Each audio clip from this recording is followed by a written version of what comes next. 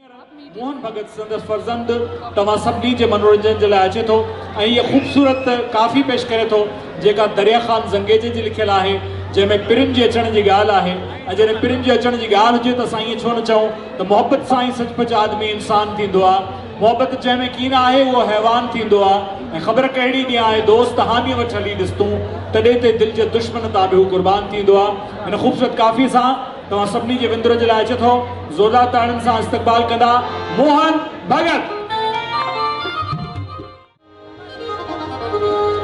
आओ गंगा कर गाल मके बंद